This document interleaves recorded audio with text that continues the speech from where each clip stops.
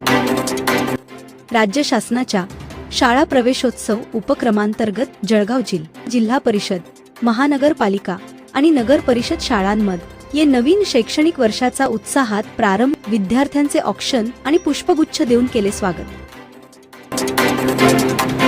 जिल्हा परिषद शाळेच्या प्रवेशोत्सवात पालकमंत्री गुलाबराव पाटील सहभाग बैलगाडीतून गावातील मुलांना शाळेत दाखल केले। नवीन शैक्षणिक वर्षाच्या सुरुवातीला विद्यार्थ्यांमध्ये उत्साह निर्माण करण्यासाठी ग्रामीण भागातील शिक्षणाला प्रोत्साहन देण्यासाठी त्यांचा हा उपक्रम कौतुकास्पद ठरणार।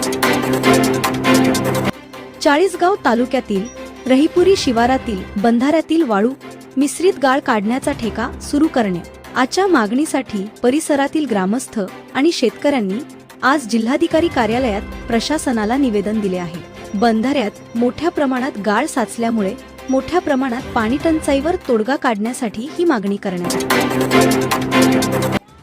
शेतकऱ्यांची सरसकट कर्जमाफी करावी या प्रमुख मागणीसाठी महाविकास आघाडी जळगाव येथील जिल्हाधिकारी कार्यालयासमोर जोरदार निदर्शने केली।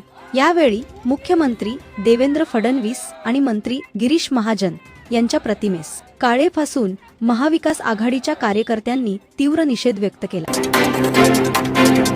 एका इनोव्हा कारमधून गोवंश तस्करी होत असल्याचा संशय आल्याने जळगाव स्थानिक गुन्हे शाखेचे वरिष्ठ पोलीस निरीक्षक संदीप पाटील यांनी गोवंश तस्करी करणाऱ्या वाहनाचा पाठलाग जळगाव ते अकोला केल्यानंतर वाहनाला पकडण्यात यश आले।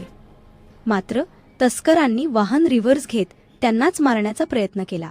घटनेत संदीप पाटील यांना दुखापत झाली असून एक इनोव्हा कार व एका तरुणाला अटक करण्यात आली आहे।